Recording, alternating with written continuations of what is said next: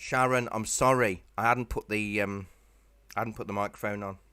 YouTube, sorry about that. You YouTubers, you know what I'm like. I hadn't clicked the button. Good morning, Sharon.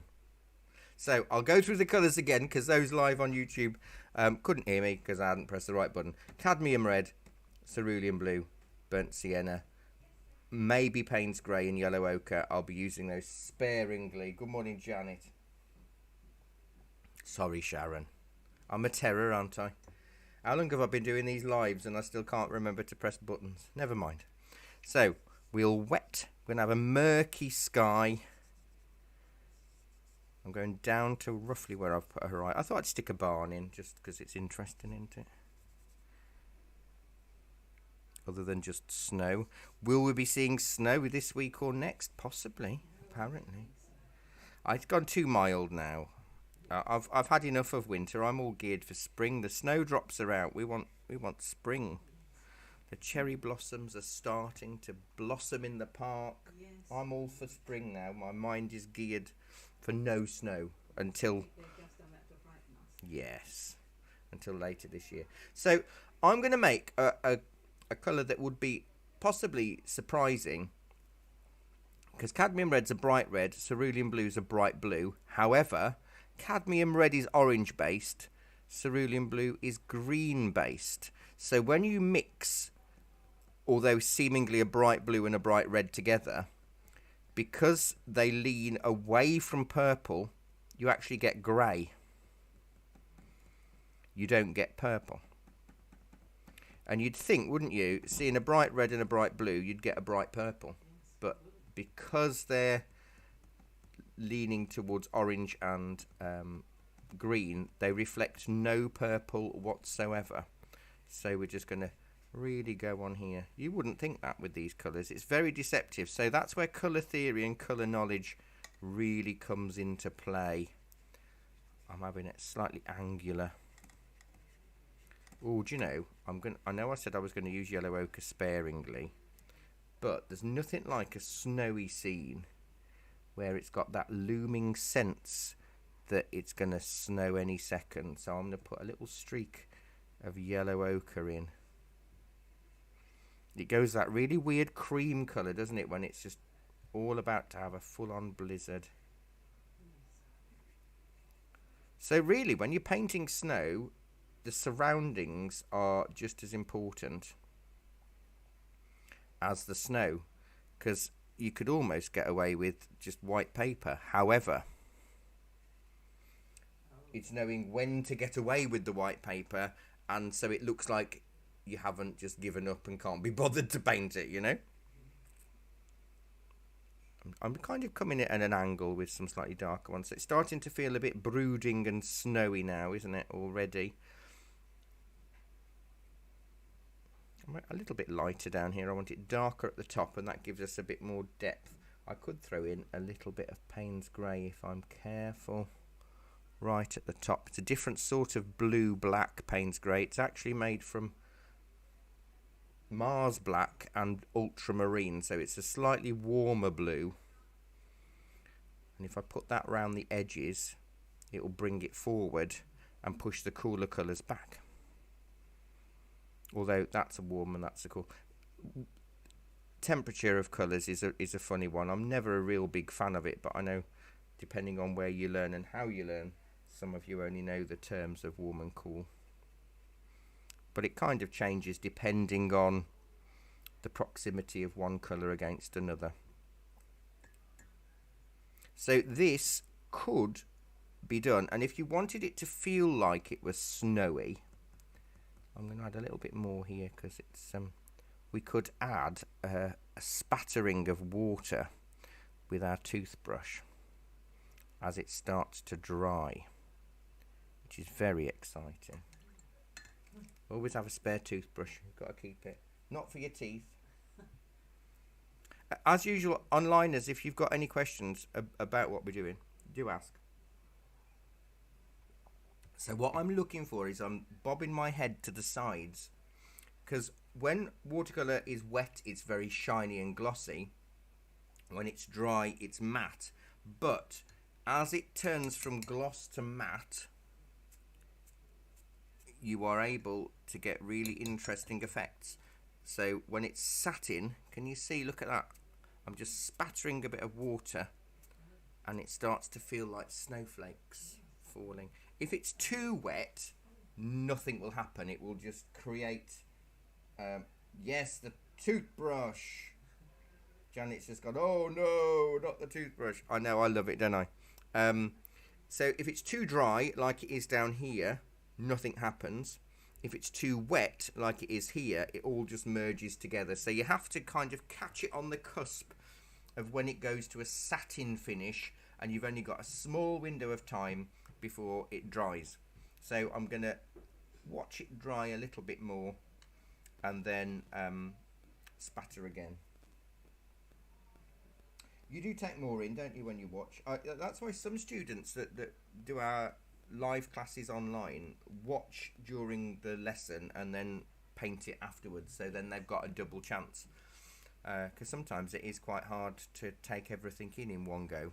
Yes, because that's what I did in your previous one with the metallic. Yes. So watch it live and then go and yeah, then go and have a think about it. Oh, good. Did it work for you? Yes, it did, yes. Good, good. It was only about half an inch size. Well, Miniature. that's fine. Yes, Diane, salt will give the snow effect in exactly the same way as water. However, this is very personal to me. So this isn't me saying, oh no, whatever. I find it's easier to get the effect with water because it's more forgiving if the paper's dry, whereas with salt, you've really got to know the right time to sprinkle your salt. Table salt is very fine, so that can be added as it's almost dry, whereas rock salt or dishwasher salt can be added while it's a little bit wetter. I just find it makes I'm very...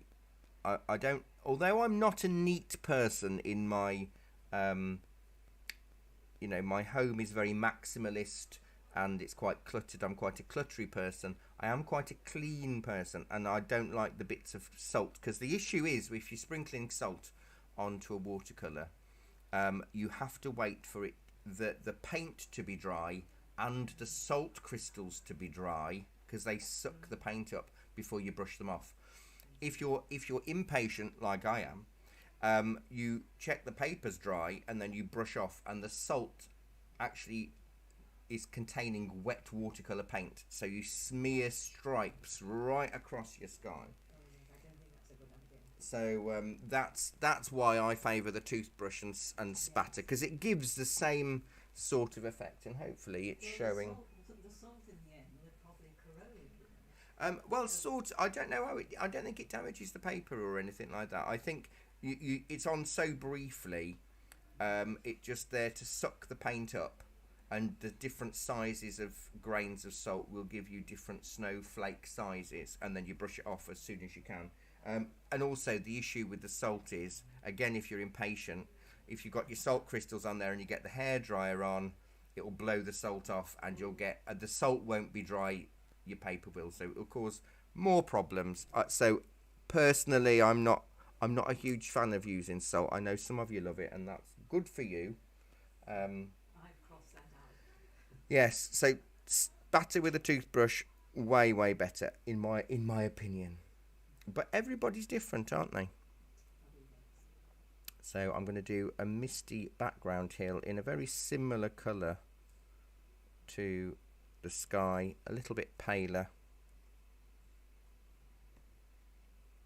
So I'm really utilising the white,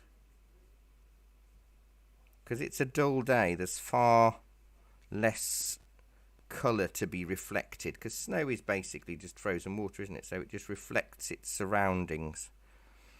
But the sky does look heavy now. Yes, that's what I wanted with that glow, the threatening, looming weather. I'm going to mix a bit of burnt sienna and cerulean together now, which gives a sort of greeny brown. And for that, I'm just going to be able to just pop on. I should have done this after when it's dry, but this will just give me the idea of maybe some trees. Oh, thank you, Sharon. I do like skies. We had a really interesting oil class last night. We were doing a snowy hair in oils, which is not easy, but everybody did a fantastic job. So you can see, because my snow is wet, my trees have run into it. So I'm just using a clean, damp brush just to lift off the runny bits. And it tints the snow, and that's all right. Just gives me an idea that we've got some distance. I have got people in the shop, but I'm keeping an eye on them. I might have to nip down and serve. But they look happy browsing at the moment. So while all that's drying, I want to do the barn roof. And I'm going to go quite small with that. I'm going to go a little bit bluer with the blue and the red. And then I'm going to use the length of the brush and drag it across the roof. And so my brush isn't too wet, and that will give me a really interesting grainy snow effect. All right, now they are at the counter, so I'll nip down and go and serve. Let me find my little sign again.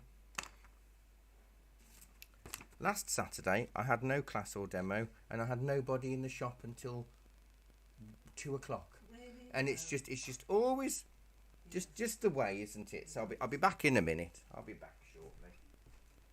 They might be happy browsing.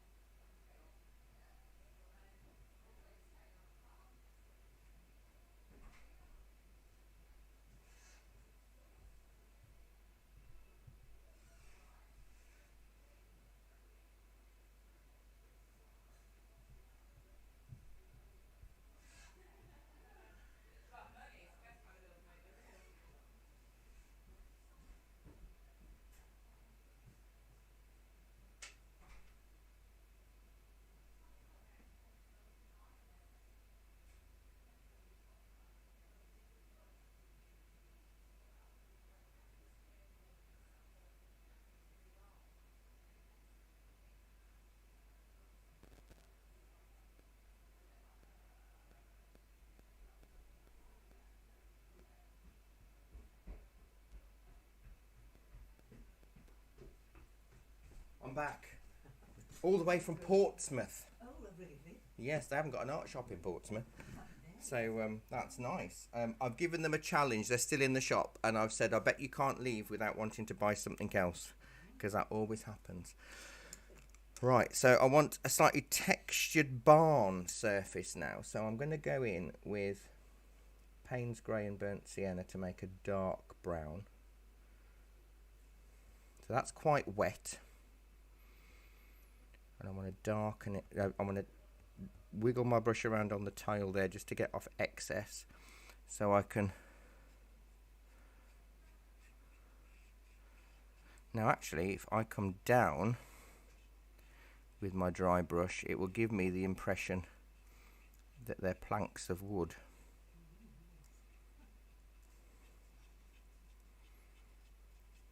With a bit of snow. I go a little bit darker, so a little bit more Payne's Grey for the gable end.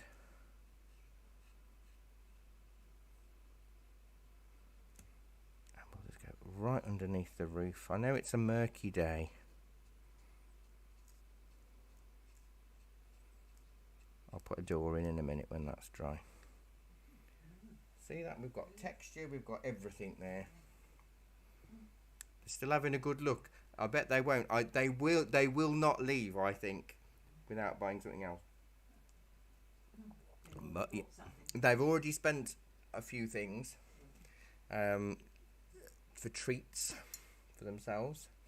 But usually when people visit for the first time, we've got so much stuff downstairs that you're overwhelmed, and then it's not until you've made your purchase and as you're walking out you see something and you want that as well, which is good. So we're going to do a few little layers. So if you notice, that's the only bit of snow I've painted so far, and I've kept it as simple as I can. Just because it's a bit easier to keep it simple. Actually, that bluey grey that I made from Burnt Sienna and Ultramarine, Burnt Sienna and Cerulean, sorry. Because I use Ultramarine all the time. Burnt Sienna and Cerulean. I'm going to do a bit of dry brush. That's not very dry. Along this row here, so I'm bouncing a little bit just to give a little bit of texture. It's you know, trying to do it all in 45 minutes is always going to be a challenge, but one that I enjoy because it's good to push yourself a little bit, isn't it? Well, yeah, and we haven't done anything, so that's where it's really good. And it shows that we don't have to do much at all. I'm just going to use an eraser to get rid of my roof pencil line if I can,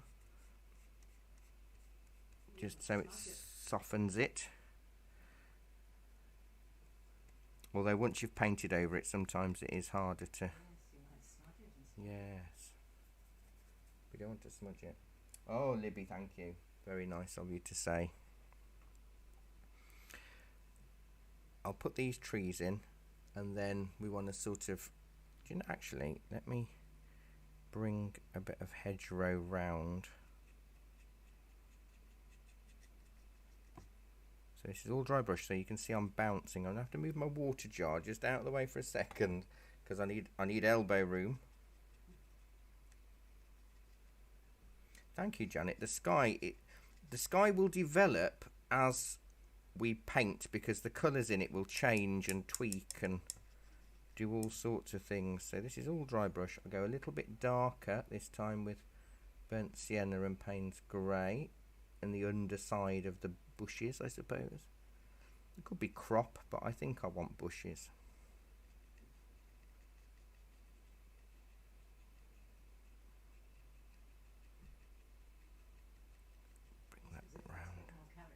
Yeah, it just creates something a little bit more. Now if I actually bring, wrong colour, go with that.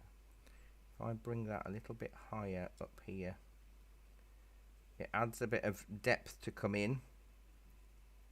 So I'm avoiding the snow. We'll paint all the darker bits and then the snow. Let me go in with my thin brush. I like the cerulean burnt sienna mix for these wintry trees because it's kind of a greeny grey, which works well. Because don't forget, burnt sienna is a dark orange red, and cadmium red is a bright orange red. So we're all working in the same things. Now, let me dilute that colour with more water, because I want that tree to feel further back.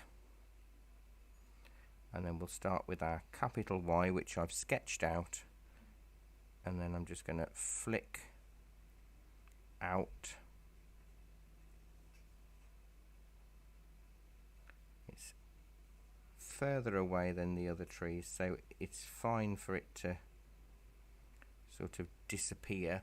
And if I want to give it the idea that we've got finer branches around the edge, I'll use that dry brush technique and just bounce around the edge of the tree to give it a little bit more shape. Because a winter scene is more than just snow. You've got to think of all of the components of the landscape as well. Big old tree here. It's really like the reflection of the light, really. Yes, absolutely. If you've got a murky day, everything's going to be slightly more subdued than normal. And I do a little bit of ivy growing. You can't have a tree like that without any ivy growing up. It is. It's beautiful to paint though. It's lovely to see a tree with that on, but not if you're the tree. So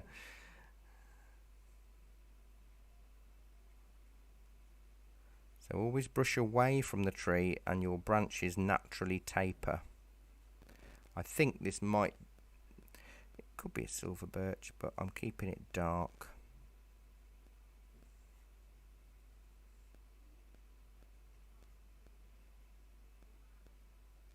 So sometimes as you do a tree, you have to reassess and think, do the branches fit? Or would, if there was a breeze, would they snap off? So you have to thicken them occasionally. And keep your tree shape very random, which is so hard to do. It's difficult to be random. Yeah. They grow exponentially, trees, when you're painting them. You start off with a little shrub and you end up with a huge tree when you're doing your branches.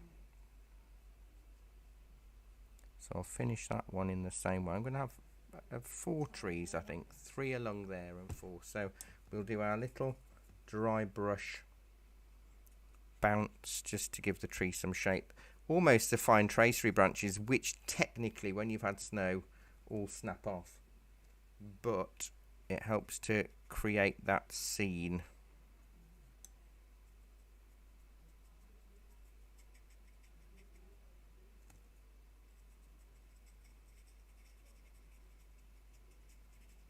Just gives it that shape, doesn't it?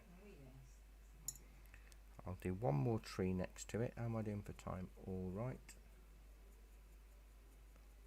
We had an oil class last Saturday, which we did a bowl of fruit, still life, from a reference rather than real life, because we have people online as well. And if you've got a video running of a bowl of fruit, it actually just looks like a photograph of a bowl of fruit on the screen. Right, they've failed the challenge and they've got to buy something else. Right, let me just pop that there and I'll be back in a second again. Will they be able to leave a third time before they buy?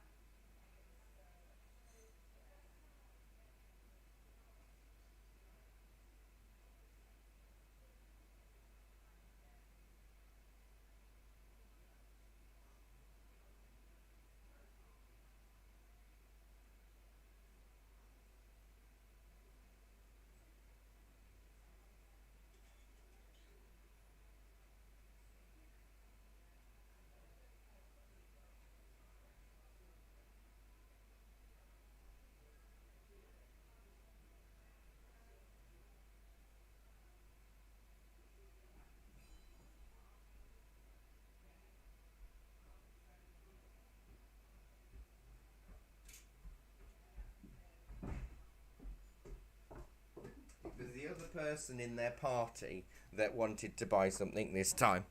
But I've watched them leave, so they definitely don't want any more. Or if they did spot the pens as they left, but they decided just to sort of chill.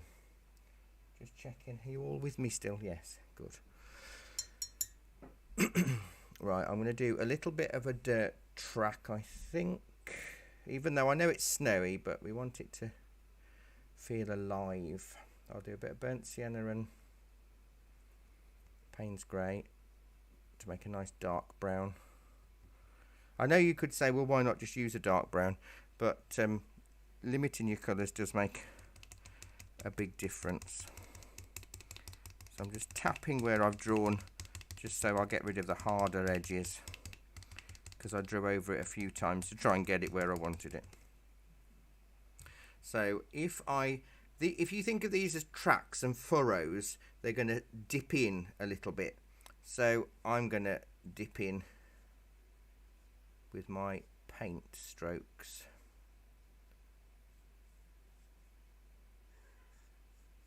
My staple's popped out. Let me get rid of that now, since it's popped out anyway.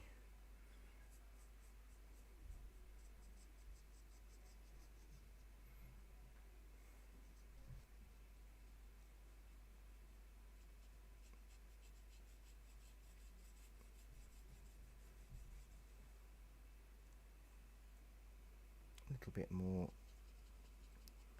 of a wiggle as we get round the corner.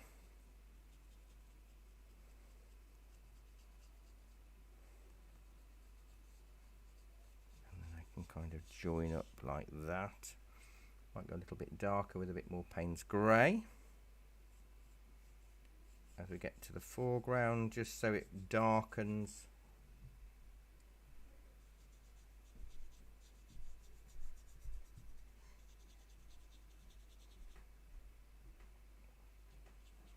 Next Saturday I'm having to close early. I'm going to close at 2 o'clock. Because I've got my my alter ego I'm performing in Melton Mowbray in the afternoon and evening, so I have to get there. I can't be in two places at once, you see. Years ago, I used to have 1 or 2 books of Adrian Hill. Oh, yes. Yes, he was quite popular, wasn't he? He was. And also the founder of not mindfulness, but art therapy. Oh, really? Yes, because he taught art. Well, he was injured during the war, and in hospital, while he was hospitalised, he did painting, and he was teaching people how to paint to get over their, to help distract their minds from their illnesses and stuff. And art therapy came as a result of Adrian Hill in hospital. In the 40s, but yes, I mean before my time, but he was on TV, wasn't he? Yes, I think it was the 70s. Yes, and quite a few books. I have had an Adrian Hill book or two from time to time. Right, so we've got, they look a bit more furrowed, don't they now? We've gone a bit more angular with our curve. I think it's looking all right. I'm going to use that. You haven't put any cowpats in? No, no cowpats today.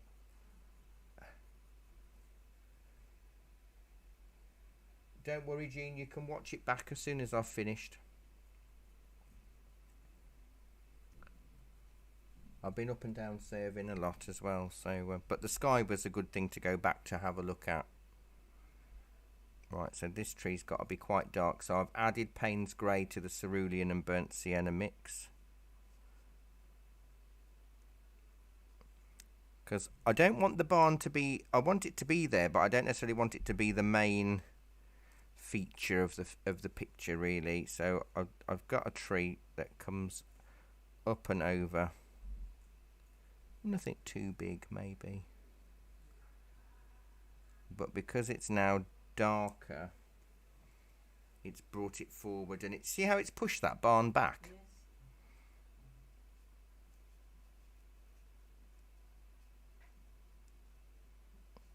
brush away.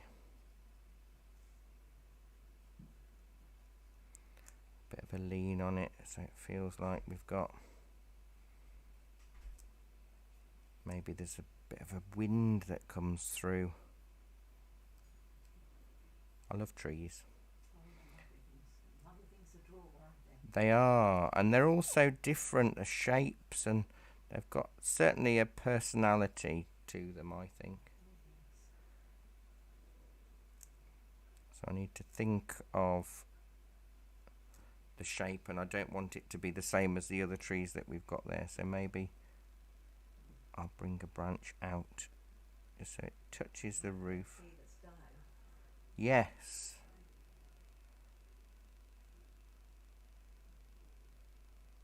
Because you have to think about the overall shape of things. A, to make it quite pleasing within the scene, but also that we're very repetitive as humans and we don't like random.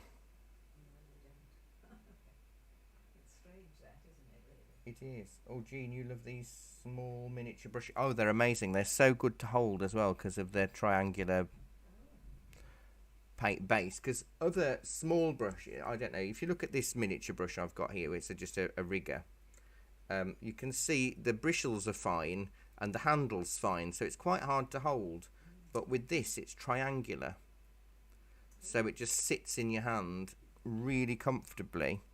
They're $3.95 each, and they only do small brushes, so they go down as small as 10-0, which is minuscule, and they go up to a number 2, and then there's a small, very 1/8 of an inch flat. They are perfect. They are available on our website if you don't live locally. Remember now, now we're in the new year, we have had to change our postage thing because it's all gone up. It's, if you spend over £30, it's free postage and packaging to the UK. Under £30, it's a £3 postage charge. Oh, thank you, Sue. It is quite atmospheric. Maybe it's, I'm channeling, maybe I'm feeling brooding. Hello, Lollipop. I've got 350 GSM sea white watercolour paper, and I'm using cadmium yellow. No, I'm not. It's cadmium red, cerulean blue, burnt sienna, Payne's grey, and yellow ochre today. And my usual 3 brushes: the squirrel pointed round brush, a number 4 round, and a number 1 miniature painting brush. So a bit of dry brush around the edge of the tree just to give it a bit. You can probably hear it sounding quite scratchy, so there's hardly any paint or water on here, and it just gives that bit of shape. I do like your YouTube handle, Lollipop Strawberry. It's very nice. Seems very friendly. Something like that. So then we've actually got the snow to deal with. If you wanted to, you could lift out some highlights on here, or wait until it was really dry and use a gel pen if you don't mind doing mixed media. And it just helps to give a bit more three-dimensional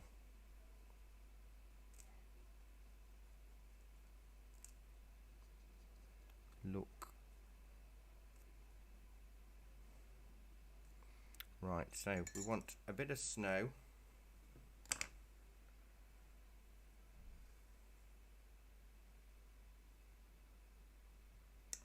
Yeah, this one is a number 1 miniature. You can see how triangular it is. The trouble is, and we notice this a lot, and I don't know why they do it, or maybe they do it on purpose. The brush manufacturers always put the number of the brush, the size of the brush, right at the top, and it always wears off. So you can see here, this number 4 round, you couldn't tell because there's no number, there's nothing on it at all now. I've worn it all off. And this one, I've worn all of that off. And this one is just because I hold it lower down. I'm not holding it that close, but all of my brushes I wear all of the sizes off. They ought to almost imprint it in the right at the end, because you never touch that really. I will, because I think it's not a design flaw per se, but I think if you want to buy the same brush again, they miss out because you may not know what brand it is. Right, let's crack on with a bit of snow. So I'm going to use the cadmium red cerulean blue mix. As we said, one is orange, the red is orange based, the blue is green based, so we don't get a vibrant purple.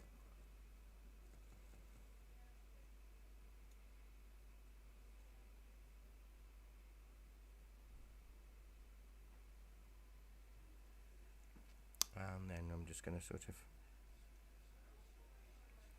come across, use my finger a little bit. So this is my shadows in the snow. This is sort of a little bit more raised here. So you use your angles of your brush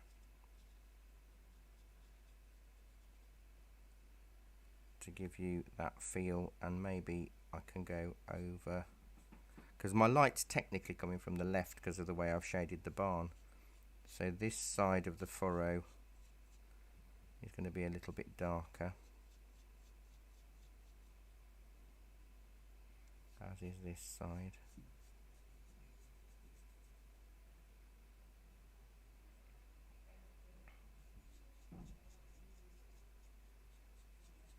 So angles are everything really.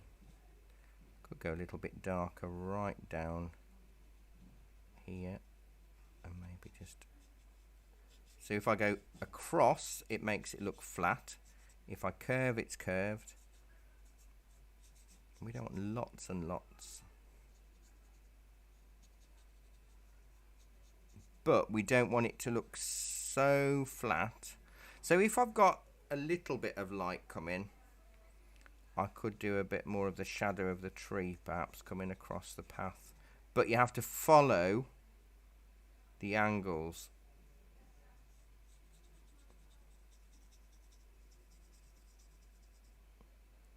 I'm not using a lot of paint.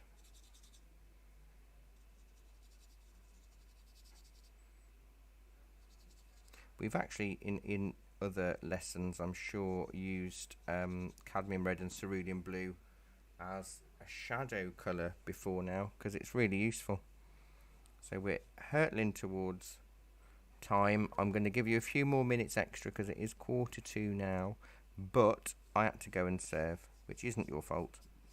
So I've just got to do a few tufts of grass. But depending on the colour you use of the snow shadow, depends whether it feels warm or cold. If you use ultramarine's a purple based blue, so it's much warmer. And that will give you, it will feel warmer, your snow. Whereas using these mixes, it's a cooler colour, especially if I use more of the cerulean in the mix. I don't want it overly strong, but I might get a little bit stronger with the mix, so more paint, less water in the foreground. And some of this, there might be animal footprints, it might be just dimples in the snow where the ground just changes pattern, shape. So snow is actually much simpler than you think. In acrylics, I'd probably do an underpainting of this colour and then put white on top. So there's different ways you can deal with it, and obviously this isn't the only way to paint snow. This is my preferred way to paint snow. A little bit darker there, and then that will feel like it's a raised. So really, it's always reversed between watercolours and acrylics. Yeah, you can do acrylics in a watercolour-y style. So you can do light to dark, but with the additional good thing that you can always go over it if it doesn't go right. Whereas, you know, with watercolours, you always have to go light to dark. It depends where you know your background is. If your background is in watercolours, you can treat acrylics like a watercolour. But if your background is in oils, you can treat acrylics like oils. So they're kind of versatile, really. whereas watercolour is watercolour, and I like the fact that that's what it is. You know, you can't mess about with it. It only does what it's supposed to do, and what it does is what it has done for 500-600 years.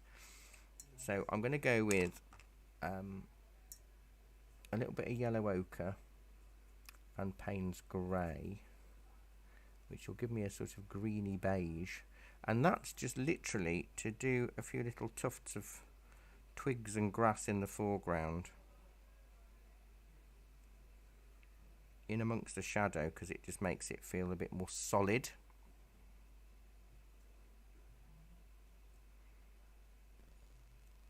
If I did it more stick-like, it could be like stubble in the fields.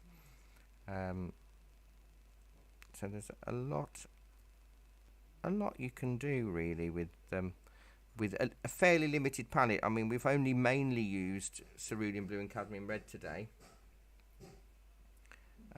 with a little bit of burnt sienna in places, and then even less Payne's grey and even less yellow ochre, and it all just brings it together to feel cold. That's what we wanted to create, a cold snow scene. Let's go a little bit darker in the bracken and the hedgerow with a bit more. Good, and it's nice to see you feeling better, Libby. We missed you in class yesterday. I think I'll have to take this one home with me. Yeah, you like it? Yes, I do. So there we go. I ought to sign it as well. Down over this end, I think.